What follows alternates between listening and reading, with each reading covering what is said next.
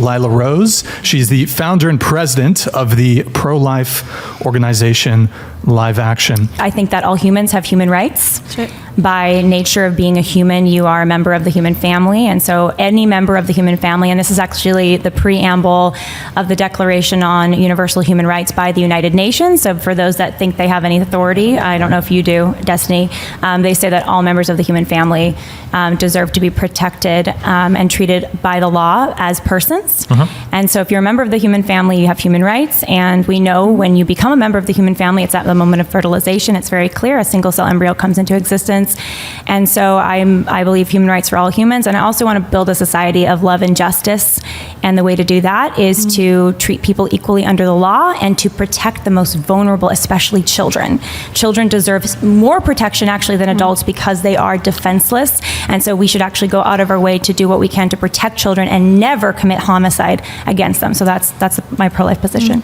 Cool. You guys say that humans are protected. Do you agree with that humans ought to be protected or humans are given? More specifically, humans have human rights. So Yeah, protection okay. can mean different things. But Humans have human rights. The fundamental human right is the right to not be killed. Okay. It's the right to be protected against the right to life. And so that's why I don't have the right to commit homicide against you, Destiny, or against you, Kristen, or against you, Brian, and certainly not against a preborn developing child. Okay. And yeah, so, but I have a question for you too, but I know we all have questions for each other, but I'll let you. Sure, yeah, because I'm going to keep going on this. Yeah. I don't believe that you believe in that statement, that humans have a right to life. So my next question would be, I show you a human who's been dead for 10 days. The corpse is still a human, we agree, right? I think to clarify, a right to life meaning a right to not be killed. If I were to show you that all abortions could be done by just extracting the baby and then leaving it on the table and not actively killing it, but just removing it from the mother's life support and seeing what happens, would you be okay with that? That is actively killing That it. is killing it. Because How is that actively killing any more than because pulling the plug children, on Destiny, somebody? you know this, you're a parent. Children are dependent on their parents. A newborn is dependent on his or her parents, and Yeah. a preborn child is dependent on his or her mother. I understand. I'm just challenging the words we're using here, the difference between active and passive killing. The dependency of a child doesn't give their parents or anyone else the right to kill that child. Sure, I never said as much. I was just challenging. Well, you do say as much, I think, because I think your position is if that dependent child before the arbitrary line of 20 to 24 weeks is in any way unwanted, inconvenient, just for whatever reason abortion is chosen for that child, then you are okay with a parent killing their child. Depends on what video games the show plays. What I heard you say is that like children should have rights and shouldn't be killed, which I think we all agree. Any human life has the right to not be killed. Yeah. Any human life has the right to not be killed. When you said not be killed, you try to draw a distinction between like active and passively killing. No, you cannot. She did. Because she said there was a difference between pulling the plug on grandpa versus actively killing. The intentional destruction of an innocent human life is sure. Is but what I was saying that like unplugging grandpa would be kind of like unplugging a baby. You're disconnecting both from a life support thing. No, because a baby belongs, a preborn baby belongs before development. He or she's right where she's belongs supposed to be. in his or her mother's womb. Sure, I understand, but So that means it's there's probably ways. It's a natural habitat. Sure, that's a fundamentally different thing. There's probably ways to passively kill children that we would agree is also wrong. Just because you're actively versus passively doing something, Well, that's not going to be. I think intention matters too. Yeah. Sure, it absolutely can be. Yeah, I agree. For you saying that just because I can't nail an exact solid time when That's kind of a big deal. It's not really that big of a deal. It is a big deal. It's a big deal when There's you're a making line laws. between, It's there's super a line not a big between deal. homicide You could and literally it just being say totally like, okay. hey, before 20 weeks abortion is okay, and then draw the cutoff right there if you want. That's a question for policymakers. But why do policymakers? Why does anyone get to Why do a decide bunch whether of or men not get to an decide innocent person lives or dies? Because that's what policymakers do. No, they don't have the right to kill an innocent person. If any policymaker tries to kill an innocent person, decisions about that's healthcare murder. and triage and who gets medical treatment first, or if you're making decisions about saving people from. Hold on. Wait. Okay.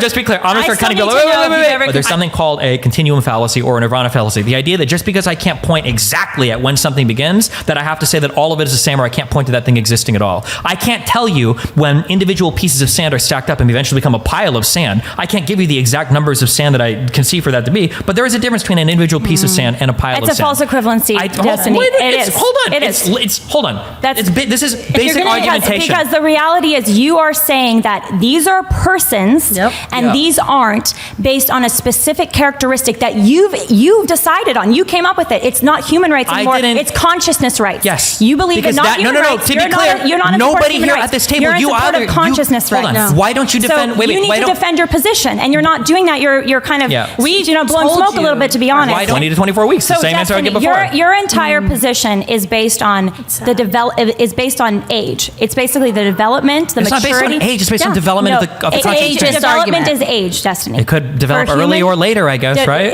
A development is age. Age is a marker of development. It can be, sure. So your whole argument is that if the development hasn't happened yet, then therefore they're not a human life worthy of protection. And a person, a person, okay? Yes. So are you saying that toddlers, because they're less developed than an adolescent, should have should not have the same rights as an adolescent? Yes. You agree with the same Fundamental thing. Hold on, rights. To be they clear. Have different human rights. Okay, now you're qualifying more, but the funny thing is you said in your opening statement, you literally said children need even more protection. They don't have the same rights. A child can't sign a contract. A child can't buy a house. A 2-year-old can't go to high school. Do they have the same human rights? What? No. A toddler and an they don't have the same human rights. Don't have the same human rights. Do you know? Do you believe? I would argue that I have like the human right to live in a house in the way that I want to. A 3-year-old does not have the human right to live. Hold on. Okay, hold on. Do you not agree there are fundamental human rights? Maybe that's there might be some. If you want to get very fundamental in terms of like, do you have a right to not be killed? Yes. Then sure. I think that's a very important point. Sure, you can say that. But earlier you stumbled onto something very funny that we all agree on: is that based on the level of development, you actually do grant different rights to people. That is absolutely true. So you're saying if you're not developed enough, you have the right to be, you actually, instead of being more protected as a child, you should be less protected as a child, and you have less rights as a child to not be killed, to not be fed, to not be cared for. A child is generally defined as a human person. So but in the United States, under the U.S. Constitution, the 14th Amendment says that we have a right to equal protection under the law, and no state has a right to deprive the life of anyone without due process. You've probably heard this before. Okay.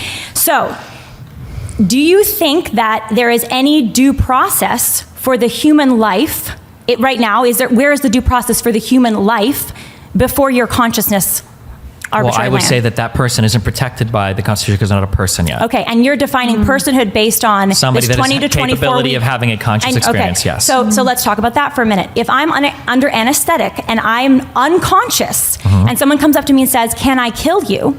and I'm unconscious, I can't say, "Don't kill me." Can they kill me? No. Tell me why. Because you have the capacity to deploy a conscious experience. Just like the fetus. No, the fetus can't. The fetus. Destiny, if you don't kill that fetus, the fetus with a matter of time, because I'm under anesthetic, in a matter of time, I will come out from under anesthetic and I will have my consciousness. For the fetus, if you don't kill that fetus under a matter of time, the natural human development, you were once a tiny child in the womb, maybe 18 weeks before the consciousness that you say some biologists claim for. Half of me was an egg, if no one killed you, then you would have your consciousness, just like I, coming out of an anesthetic, would have my consciousness. So So your position sounds like age discrimination, because you're saying that because the child doesn't have their consciousness yet, just like under anesthetic, I don't have my consciousness regained yet. Do you think there are any 2-year-old humans? Do you think there are any 200-year-old? Then you're saying that it's okay to kill them. Do you think there are any 200-year-old humans that deserve to be protected by all the human rights that we have fundamentally?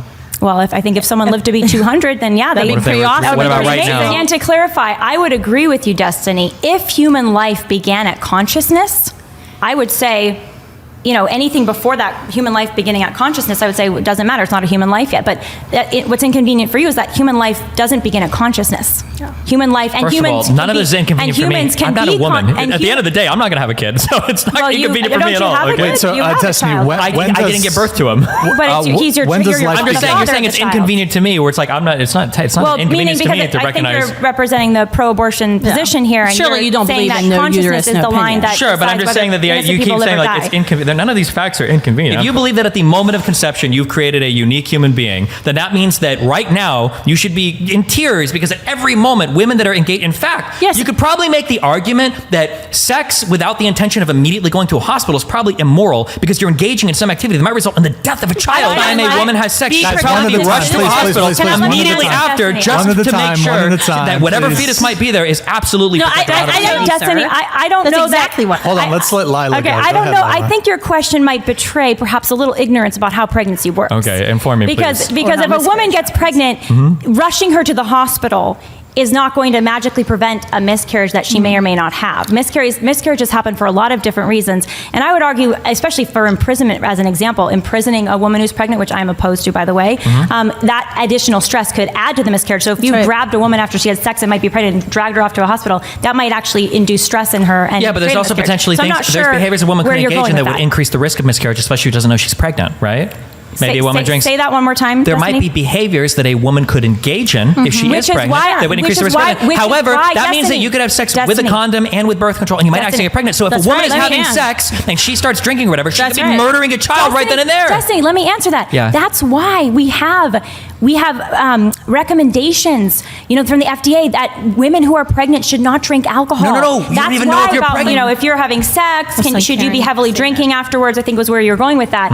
And I would say, no, you shouldn't actually. I don't think, and this is part of our society's problem today, post-sexual revolution, is we have separated sex from procreation and from relationship. Okay. And because of that, we have the abortion rate of 2,500 children killed every day by abortion. Because of that, we have mass unhappiness. We have breakdown among male-female relationships. People actually are having less sex in many ways than before. Pornography use is spiking, and it's all because we've forgotten what sex is designed for, which is intimacy and new life. Okay. So I would be against a culture, and I am against acts where people are just being promiscuous, having sex, not literally really caring. None of that has anything to do with what I said. So I would just say, yes, there is a sliding time frame from when someone might undergo puberty. But if you are basing a decision about whether or not you can kill an innocent prepubescent or pubescent child, then I would say your standard of puberty shouldn't matter. Similarly to your standard, your unjust standard of consciousness to demand that a baby that's not fully developed yet has to be developed in order to be protected. And I think that's age discrimination. Gotcha. I think there's an oversimplification here when you're talking about moral philosophy, because a lot of it goes into who has the responsibility, what my responsibilities and duties are to you. That's right. So if I am a doctor and my responsibility and duty is to my patient, and I have a child who's getting an insulin treatment, yes, it would be homicidal of me to rip the treatment away from the child. Yes. If I am a parent and my duty and responsibility as a parent is to provide nourishment for my child, and I rip that nourishment away from my child, then yes, that would be a potentially a homicidal act. It could lead to death, and it certainly would be a case of neglect and perhaps abuse. So similarly, if I as a parent have these responsibilities to my children, then it would be morally wrong for me to not live out those responsibilities. And every child is dependent on his or her mother. I do not suddenly become a child or a person at consciousness. We don't even have a clear line of when that is. We haven't been able to nail that down. You still can't tell. And in addition, consciousness, you can go in and out of consciousness. Sure. So and in addition, a child before developing consciousness only needs time to develop that consciousness. Wait, this is the most important. Why does the continuation of consciousness matter? The continuation matters because the thing I'm valuing is the underlying machinery that has the capacity to deploy a conscious experience. Why? Because in all the intuition of when we talk about other people and things, it seems like, ultimately that's kind of where our morals come from, don't they? Right? And at the end of the day, the thing that we seem to be valuing in other people seems to be the subjective experience that we're all having with each other. Okay. That seems to be the case. Under your logic, Destiny. Yes, tell me. A newborn child whose consciousness, their memories, they won't even have memories as a newborn. Who's talking about memories? Because your consciousness as a newborn child and even your consciousness as a 1-year-old is very different than your consciousness as a Destiny, however old you are. Okay. Are you less of a human, less of a person, excuse me, because that's the word you're using here. Are you less of a person because you have less consciousness? Yeah, you might be. You are making an equivalence between a person on life support and a child in the womb, as if the child in the womb is on some form of life support. That is not correct, though. That's not correct, because when I'm a child in the womb, when you're a child in the womb, you're not on an extraordinary medical measure to keep you alive. You're in your natural habitat where we all start our life. Can I get in this? Let me just say one last thing, and I'd love to get in. And the only thing that's going to kill you when you're in the womb, if not a miscarriage, would be an abortion. David, Sina, can you each describe what happens during an abortion, starting with Destiny? I think it depends on where the development of the fetus is, but I think normally don't they start putting in tools is cutting it up, sucking it out. I think it depends on how far along the development is. I think the goal is to inflict the maximum amount of gore and pain on the fetus before they take it out. So the first thing you do is you open the vagina up as much as possible, dilate the cervix. Here, give us a serious answer. The argument of like what happens on some emotional level, you're totally conceding any logical point. It's it absolutely is. You're conceding because you're trying to win on some like emotionally driven point. If you want to morally grandstand on it, it's fine. But I'm not here to like mince words over like, oh well, this is what happens to the other boys. Well, I support cremation as well, and cremation would be pretty bad if I thought that a corpse was a living person. Dead. I also support embalming too, and that would also be really brutal. But that's not a living human. Yeah, and I don't agree that a fetus is a living human. Welcome to my argument from like 2 hours ago. Are they dead, Destiny? It's not a person. It's not a person. You were saying that abortion isn't gory the way, or it doesn't matter that abortion is gory the way embalming or cremation might be, because it's not taking the life of a living person something. Okay, you said human being, but then you changed it to person because you realized that was bad to say human being because you already agreed that humans start at fertilization. Sure. So, but abortion does end the life of something, no? Yeah. Does it? It's terminates some process, metabolistic thing. Okay, so does abortion ends life? Yeah. If you consider it's a living thing, yeah. So is abortion killing? I think something, yeah. What does abortion kill? A fetus. What is a fetus? However you want to define it. Something that contains a human gene. It's probably on the total development of like a human. You start as a zygote, you begin mitosis, and you develop into a fetus, and there's different fetal stages or whatever. So a fetus is a human. Aren't you considered a fetus all the way up to like delivery? Technically, yeah. It's like an 8-month-old. So a fetus is a human. Sure, it could be. So it's correct, not emotionally, but it's correct. You're not literally I'm telling to say. You're not going to win. Just ask the question: is it correct literally to say then that abortion kills a human? No, because you're intuition pumping. Because when you say human, the word you're trying to draw. Why is she incorrect in that statement? The ultimate example of somebody not being confident in their position is to try to win the debate through etymology. You're not going to win this debate by trying to redefine words in a clever manner away from me. If you want to pretend that. We're talking about consciousness. And you were saying that consciousness, the reason that the development of consciousness matters for personhood, and you referenced moral intuition, okay? But you're very uncomfortable with the moral intuition that might also arise when you consider that abortion is the direct killing, dismemberment, poisoning of a preborn life, human. And so why are you uncomfortable with the moral intuition against killing an innocent preborn life pre-consciousness, but you're comfortable with the moral intuition around consciousness? Of her being people in the room saying she's alive. Let's say you take a person, and let's say that you chop off their arm and you replace it with a bionic arm. Is that still a person? Okay, let's say you chop off a leg and replace it with a leg. Is it still a person? Yes. What if you get rid of the heart and replace it with a bionic heart? Is that still a person? Yes, and then at some point... What if you replace... Now, let's say we've got a full human. What if you just replace the brain? Is that still the same person? Yeah, if that's possible. I mean, if you get to that point. Okay. It's ever been done successfully. Okay. I mean, it'd be an interesting question, but it still would be wrong to kill that person, Destiny. I have a question. Are you saying if brain implants are possible, it's okay to kill someone who successfully has a brain implant? Is that what you're saying? No. Okay, because then why do you ask that question? Why is it relevant to whether or not you can kill the embryo? It's ableist to say that because you lack some brain function, because your brain... I'm not talking about lacking some brain function. Let me finish it for a moment. It's ableist to say that because you lack some brain function, or you have dementia, or your brain is less developed, or you're missing a part of your brain, that you are less human and it's okay for someone to kill you. It goes back to my slip. What is the best argument that you come up against from the other side, the most compelling argument the other side makes? And Lila, let's have you go first. Go ahead. So I would say it's not the consciousness argument, because I do think that is pretty... It's pretty arbitrary, and it's also the moral intuition that's sort of guiding destiny. You could easily apply that before consciousness. So I don't think consciousness, and also you can be unconscious when you're sleeping or under anesthetic, and a toddler has less consciousness than an adult, etc. So it doesn't really work. I think the most effective pro-choice, pro-abortion arguments are the appeals to extreme emotion in very tragic cases. That's right. Oh my and God. those are I think what win the most people over, because they say, oh my gosh, I can't imagine forcing a rape survivor to give birth to the rapist baby. So you hear these really tragic cases that are horrific, that are heartbreaking, and they tug on a lot of people's heartstrings. And the prolific response to that, of course, to hearing this horrifically tragic case of this very young girl who's the victim of incest or rape, and she's pregnant, is to acknowledge that it's horrific, because it is. And it should never have happened. Sure. And that girl deserves justice, and that perpetrator needs to be held accountable. And then you have to ask the question, okay, what next, right? What is the next thing to do here? And the girl needs medical care, she needs counseling, she needs to be removed from that dangerous situation. But is the answer to commit an act of violence against this new, now third party in this scenario, this preborn life that is not the perpetrator of the crime, or killed? Do you think if an 11-year-old is raped, should she be forced to carry that child to term? Now we've moved on to let's address that, because I actually was addressing that earlier. Yeah, I want to hear that. Yeah. Let's talk about. I think it's a horrific situation, and we both agree, which is why it's such a loaded question, because it's just horrific that she's raped and that she's no 11-year-old should be pregnant in the first place. Okay. So start with that, and she needs support and care, and the rapist needs to be held accountable, and she needs to be taken out of the vicinity of whoever's abusing her. Yep, true. We all know this. I don't know why we're talking about it, but go ahead. But the solution in that, what is the next step in that, right? What is the next step in that very tragic situation? Yes. It's not to take the life of this innocent, now conceived third party. It's not to end that life. That's not going to unrape the 11-year-old.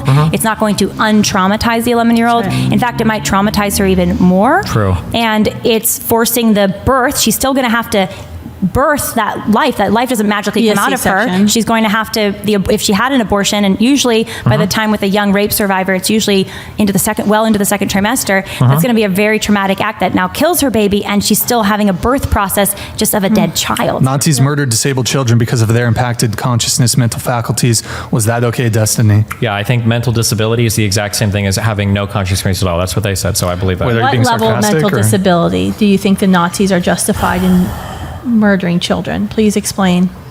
Well, probably the ones where your brain isn't even really working, I would say is probably justified. Like in the instance of Terry Schiavo. That was a pretty terrible statement you just said, that the Nazis were justified in murdering disabled children. I don't think the Nazis were trying to kill people that weren't having conscious experience. I think they were trying to murder people because they were trying to get rid of like the unclean from society. I think it was a bit different.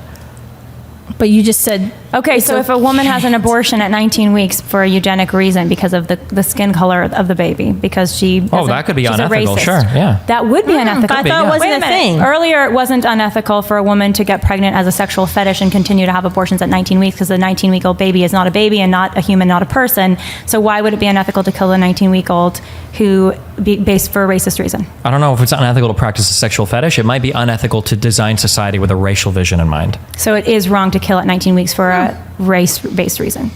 I don't know if I care about killing the thing. I'm thinking more of the designing of a society based on race. The only two studies that have been done on rape survivors and abortion show that over 80% of women choose life for their child, and 90% say that they are glad that they did, and over 80% of women say that they regretted the abortion. For the ones that had abortion, they regretted their abortion. You don't care about those numbers, so why bring them up? What are you talking about? If those studies showed the exact opposite, that would have zero impact whatsoever on your position. That's correct on my position. You're selectively bringing up pieces of information that might support you, but like, who cares? You don't care about that. I want you to go back to the claim you made about women going to jail. It should impact your position, because you just said you cared so much about this rape survivor that they should have an abortion, and I was just giving you data to show you that rape survivors actually regret their abortions when they have abortions, and when they don't have abortions, they actually are happy that they didn't, and you didn't seem to care about that data. I don't care. That's not relevant to me. I don't. Just like a person under anesthetic, or a person asleep, or a person in a temporary coma that is going to wake up, it would be wrong in all those cases to kill the person, right? I agree. Okay, excellent. So similarly, for a child a few weeks before potential consciousness first can be measured, 20 to 24 weeks, in a few weeks, it's a matter of time duration, that child will have consciousness. What if I have amnesia and I don't remember anything? I'm like a brand new first moment of consciousness human being. And during my coma, I lose all memory, I lose all sense of my personhood, and when I emerge from my coma, I am like a brand new baby. Would it have been okay during that coma to kill me? Yeah, yes. So is killing a fetus when it's 2 cells, does that have the moral equivalence to killing a baby? Yeah. It's a human life. Right. Okay, if you're in just like killing a baby has the moral equivalence, even though you have less consciousness than killing an adult. Let's say that consciousness and development, your age, your maturity as a human life doesn't define your worth or your personhood. 7 years ago, when I was pro-life, because my arguments for pro-life were really good. Well, you should watch mine. Way better than awesome. What changed for you, Destiny? Yeah, actually, we never got to that. Yeah, why did you become pro-abortion?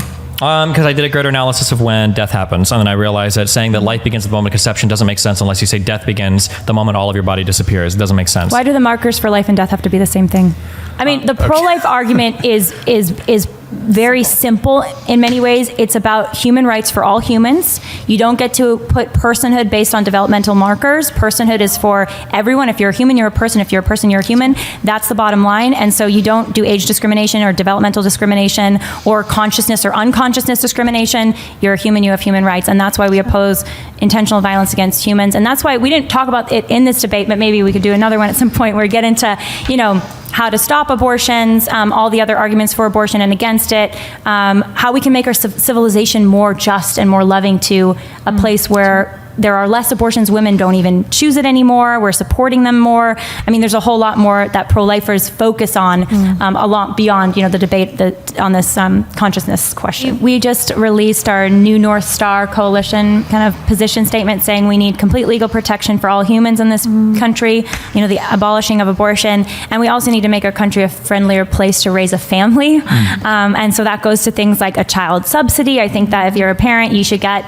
a cash benefit, money back for that child. I think we need to make birth free in this country. So I do think that there are some things that even conservatives can get behind to say, listen, we should be funding things that make our family, our country more pro-family. Part of the reason we have so many abortions actually is because yes, it's women are choosing these abortions, but most women who have abortions actually are single moms. And so they're already dealing with raising a child on their own and a broken relationship with a man who's usually not in the picture. And sometimes, like you're saying, defaulting on child support. So I think that is a major problem. And with an abortion, you know that it ends the life of the thing. But even if you're like, oh, I'm not sure if it's a human or not. So this is not your position, Destiny. This is some pro-choicers. They're like, I'm not sure whether or not it's a human. I don't know when life begins. And the pro-life response to that is to say, well, if you don't know when life begins, saying it's okay to kill something that could be a life, even by your definition, is not just and not And I understand. justified. And I do think that the pro-abortion position at its heart, though, is not just illogical, but it's evil because it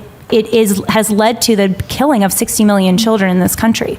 And that's absolutely horrific, and that's why we are working at Live Action to stop that and save lives and serve women and help and do all the things that we're doing, educate, etc. You would say the bodily autonomy of the woman is more important those 2 days prior to consciousness than that human's, excuse me, you don't like the word child, that human's right to live. True, yes. Why? Because it doesn't have the conscious experience yet. Why does that matter? Because that's the thing I think that we protect when we're talking about endowing people. Even though that consciousness is I guess we're going to go back in the circles. Let's go back. There's no reason for why a child that has the capacity for consciousness and just needs time to develop it, why you should discriminate Hold on. You can say that there's no reason, but it's not illogical. There's a binary of are you an NFL player or not. However, there could be people that are better NFL players than other NFL players, but there can still be the binary of if you are or you aren't. What's illogical is to draw the arbitrary line. It's not arbitrary at all. It's very concise. When conscious experience happens, you protect it. It's not precise because you can't define it. It's an arbitrary It's not precise because you can't define a particular point in time. It's called a continuum fallacy. Look it up. I'm not going to explain it to you. It's an arbitrary line to use that for it's not arbitrary. What does arbitrary mean? What does arbitrary mean? To determine the moral value of someone. If you want to say it's arbitrary to determine moral value, from an enslaved life, would that be immoral? So like a mercy killing, is the way that they would probably see it. I think so. Yeah. And I think killing someone because it's immoral. It's killing someone because they are going to be enslaved or have a bad life is not right. We should instead work to free them and get them a better life instead of end their life. The reason the child got consciousness is because the child, the human,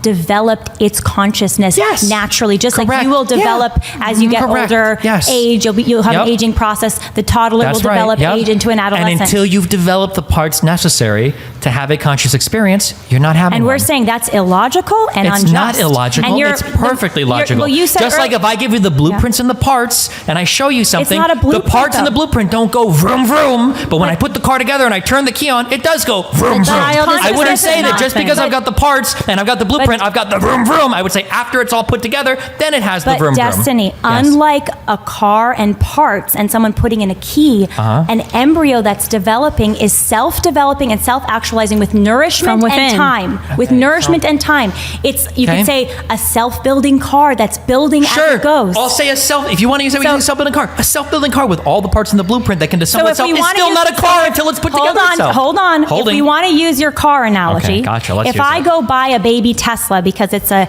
tiny self-building baby Tesla. And if I leave it in a room with oxygen and put a couple gasoline things along the wall, baby Tesla will develop into this mega beautiful Tesla, okay? I would be very angry with anyone who came into my garage where baby Tesla was and killed baby Tesla and said, well, it wasn't a Tesla yet because it wasn't big and all the way developed yet. I would say it would have been if you didn't kill it, if you didn't destroy my Tesla. It would have been. But it was still a Tesla.